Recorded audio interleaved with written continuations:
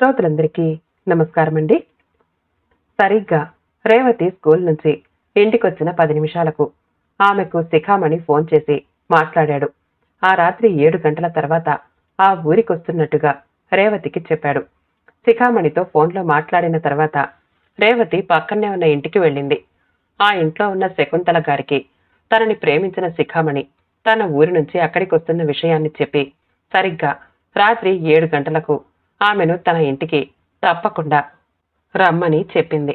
ఆ తర్వాత తన ఇంట్లోకొచ్చి బెడ్ మీద వాలిపోయింది. అతను అంత హఠాత్తుగా ఎందుకొస్తున్నాడు అనే ఆలోచన రేవతిలో లేదు. ఎందుకంటే 6 నెలల క్రితం ఇద్దరూ విడిపోయారు. ఉద్యోగరీత్యా రేవతి ఆ మండల కేంద్రానికొచ్చి ఆ ఊరి ఎలిమెంటరీ స్కూల్లోనే టీచర్గా జాయిన్ అయ్యింది. తర్వాత ఈ 6 నెలల్లో వాళ్ళిద్దరి మధ్య 4-5 ఉత్తరాలు చోటు చేసుకున్నాయి. నెల రోజుల క్రితమే రేవతికి టెలిఫోన్ కనెక్షన్ వచ్చింది. అప్పట్నుంచి ఓ 3 సార్లు ఫోన్లో కుశలము వగైరా. తనని చూడాలని శిఖామణికి బలంగా అనిపించి ఉండొచ్చు. అతను ఏదైనా అనుకుంటే ఆ పని చేయడానికి ఆలస్యం చేసే మనిషి కాదు. ఈ విషయం రేవతికి బాగా తెలుసు. శిఖామణి గుంటూరులో ఓ ప్రభుత్వ కార్యాలయంలో ఉద్యోగం చేస్తున్నాడు. అతనికి ఇంకా పెళ్లి కాలేదు. వాళ్ల వీధిలోనే ఉండే రేవతితో కొన్నాళ్ల క్రితం ప్రేమలోకి దిగాడు. చదువుకున్నవాడు, ఓ మంచి ఉద్యోగం చేస్తున్నాడు. చూడడానికి కొంచెం బాగానే ఉండే శిఖామణి ప్రేమను తిరస్కరించే కారణం ఏది కనిపించక రేవతి కూడా అతన్ని ప్రేమించింది. తండ్రి దగ్గర నుంచి తన పెళ్లి గురించి ఉత్తరం రావడం వల్ల శిఖామణి రేవతితో తన పెళ్లి విషయం సత్వర నిర్ణయానికి వచ్చే విషయం గురించి, ఆమె ఉద్యోగం చేస్తున్న ఊరికి ప్రయాణం కట్టి తాను వస్తున్న విషయాన్ని ముందుగా ఆమెకు తెలియజేశాడు. అంతకు మించి తన మనసులో ఏమీ లేదని ఆమెకు ఫోన్ చేస్తున్నప్పుడు కూడా అనుకున్నాడు. ఓ మూల నుంచి తలెత్తుతున్న ఏదో శంకను బలవంతంగా అదిమిపెట్టి ఆ పల్లెటూరులో రేవతి 2 గదులు ముందు వరండా ఉన్న పెంకుటింట్లో అద్దెకు ఉంటున్నది ఒంటరిగా. ఆమె ఆ ఇంట్లోకి వస్తున్నప్పుడు పక్కింట్లో ఉండే శకుంతల అడిగింది రేవతిని, ఒక్కదానివే ఉండడానికి భయంగా ఉండదు? పలుసగా నవ్వి, భయమెందుకు పిన్ని, మీరంతా ఉన్నారు కదా, నాకెందుకు భయం అంది రేవతి. చదువుకున్న ధైర్యం నీది మరలా అన్నది ఆమె. ధైర్యానికి చదువుతో నిమిత్తం లేదు పిన్ని. నేను అడవిలో లేను, మీ పక్కన ఉన్నాను.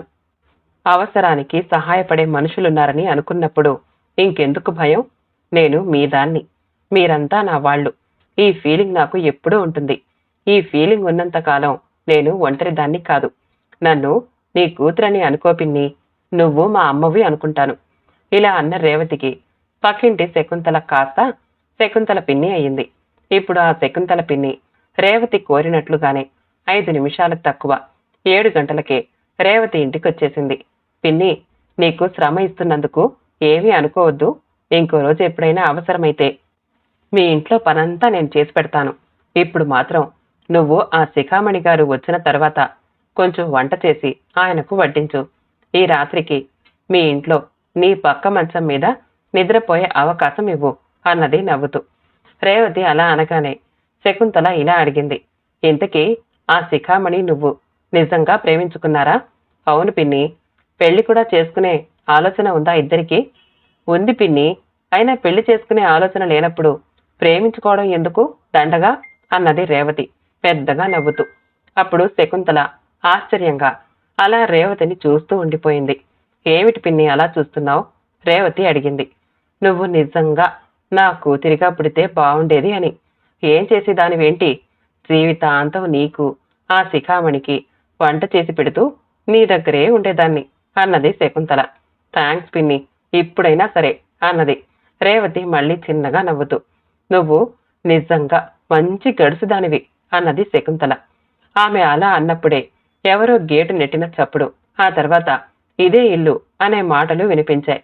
గేటు వైపు చూసినప్పుడు లోపలికొస్తున్న శిఖామణి రోడ్డు మీద వెనక్కి తిరిగి వెళుతున్న ఎవరో మనిషి కనిపించారు. అతను తన ఇల్లు చూపించి ఉండకూడదు అనుకున్నది. శిఖామణిని నవ్వుతూ తన ఇంట్లోకి ఆహ్వానించింది రేవతి. ఆ తర్వాత మా శకుంతల పిన్ని అంటూ ఆ పక్కింటి శకుంతలను అతనికి పరిచయం చేసింది. ఈ ఊళ్ళో నీకు బంధువులు ఉన్నట్లు ఎప్పుడూ చెప్పలేదేమిటి అని అడిగాడు శిఖామణి ముఖం చిట్లించి. అతని ప్రశ్నకు రేవతి జవాబుగా అదోలా నవ్వింది. వరండాలో ట్యూబ్ లైటు ప్రకాశవంతంగా వెలుగుతోంది. చలికాలపు రాత్రి కావడంతో వరండాలో ఉన్న సీలింగ్ పంఖ శాపం పెట్టినట్టు కదలకుండా ఉండిపోయింది. కాళ్లు కడుక్కోడానికి నీళ్ళివ్వు అన్నది శకుంతల అప్పుడే గుర్తుకొచ్చినట్లు రేవతితో. వద్దులేండి, చలిగా ఉంది, అవకాశం ఉంటే వేడి నీళ్లతో అప్పుడే స్నానం చేస్తాను అన్నాడు శిఖామణి ప్రయాణ దూరాన్ని భారాన్ని గుర్తు చేసుకుంటూ. వేడి నీళ్లు పెడతాను అని అక్కడి నుంచి వెళ్లే ప్రయత్నం చేసింది రేవతి. నువ్వు కూర్చొని మాట్లాడుతూ ఉండు, ఉదయం నుంచి స్కూల్లో పిల్లలతో అరిచి అలసిపోయి ఉంటావు, అంతా నేను చూసుకుంటాను అని లోపలికి వెళ్ళింది శకుంతల. థ్యాంక్స్ పిన్ని అన్నది రేవతి కృతజ్ఞతగా. రేవతి శిఖామణి కొంచెం సేపు ఆ వరండాలో మాట్లాడుకుంటూ కూర్చున్నారు. రేవతిని చూడాలి అనిపించి వెంటనే బయలుదేరి వచ్చినట్టుగా చెప్పాడు మాటల మధ్యలో. అంతేగాని తన మనసులో ఉన్న అసలు విషయం బయటికి రాకుండా జాగ్రత్త పడ్డాడు. పెళ్లి గురించి అతను మాట్లాడతాడేమోనని రేవతి ఎదురు చూసింది. కానీ అలా జరగలేదు. ఆ తర్వాత పనులన్నీ క్రమం ప్రకారం జరిగాయి. శిఖామణి వేడి నీటితో స్నానం చేశాడు. అతను స్నానం ముగించిన కొంచెం సేపటికి శకుంతల వంట పని పూర్తి చేసింది. ఆ రాత్రి 8 గంటలు దాటుతున్నప్పుడు శిఖామణికి రేవతికి భోజనం వడ్డించింది. భోజనానంతరం శిఖామణి, మళ్లీ రేపు ఉదయమే వెళతాను, ఓసారి ఊరంతా చూసొస్తాను, కొంచెం నడిచినట్లు ఉంటుంది, భోజనం చేయగానే కొంచెం నడవడం అలవాటు అన్నాడు నిలుచుని. రాత్రి వేళ ఊరు చూస్తారా అన్నది శకుంతల. వెన్నెలగా ఉంది కదా, బావుంటుంది అని చెప్పులు తొడుక్కుని బయటికి వెళ్ళాడు శిఖామణి. అతను వెళ్లిన తర్వాత శకుంతలకు మరోసారి కృతజ్ఞతలు తెలియజేసింది రేవతి. ఆ తర్వాత కొంచెం సేపు శకుంతల కోరిన మీదట శిఖామణికి తనకి మధ్య జరిగిన ప్రేమాయణం గురించి రేవతి చెప్పింది. ఇంతకీ సినిమాలకు వెళ్లారా లేదా అడిగింది శకుంతల కుతూహలంగా. వెళ్ళలేదు, ఒక్కసారి మాత్రం మా వెనక రోడ్డులో ఉన్న ఆంజనేయ స్వామి గుడికి వెళ్ళాం అన్నది రేవతి. శకుంతల సన్నగా నవ్వుతూ, బ్రహ్మచారి గుడికా అన్నది. అవును పిన్ని, ఇద్దరం బ్రహ్మచారులమేగా అన్నది రేవతి. ఈసారి పెద్దగానే నవ్వింది శకుంతల.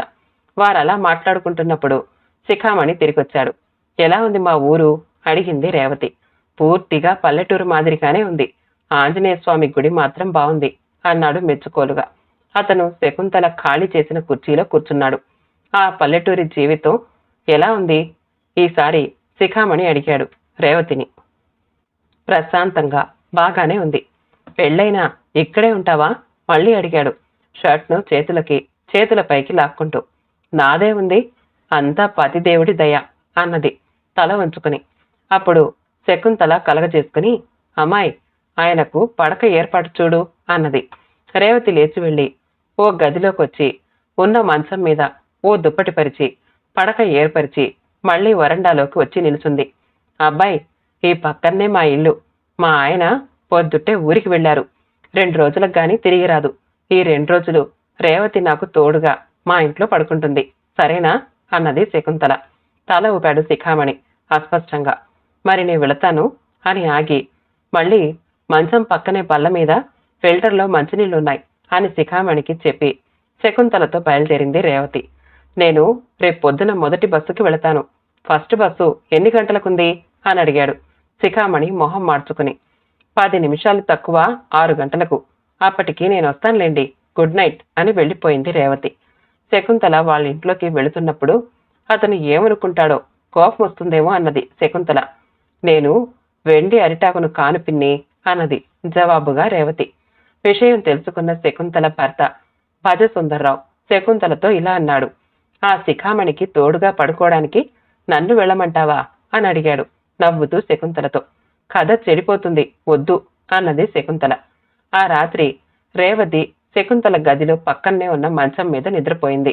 తెల్లవారి 5:30కు శకుంతల రేవతిని నిద్రలేపింది. రేవతి వెళ్లేసరికి శిఖామణి బయలుదేరటానికి సిద్ధపడి ఉన్నాడు.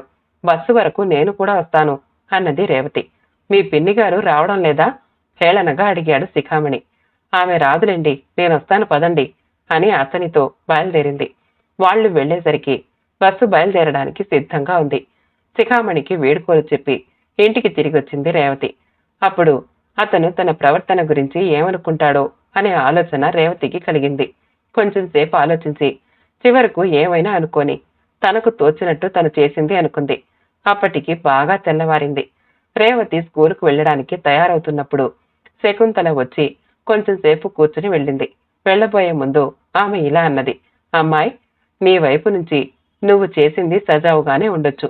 కానీ ఓ మగాడిగా అతడి వైపు నుంచి ఆలోచించు. అతడి మనసులో ఏమున్నదో మనకు తెలీదు. అతను కోపం తెచ్చుకుని నిన్ను పెళ్లి చేసుకోవడానికి వెనకడుగు వేస్తే? కానీ జరిగిందేమిటంటే, స్కూల్ నుంచి సరిగ్గా మధ్యాహ్నం భోజనానికి వచ్చిన 5 నిమిషాలకు రేవతికి శిఖామణి ఫోన్ చేశాడు. రేవతి, రాత్రికి మా ఇంటికి వెళుతున్నాను. మా వాళ్లతో మాట్లాడి వీలైనంత త్వరలో మన పెళ్లికి ముహూర్తాలు పెట్టించమని చెప్తాను. సరేనా అని అడిగాడు. మీ ఇష్టం, మరియు ధన్యవాదములు అన్నది రేవతి సంతోషంగా.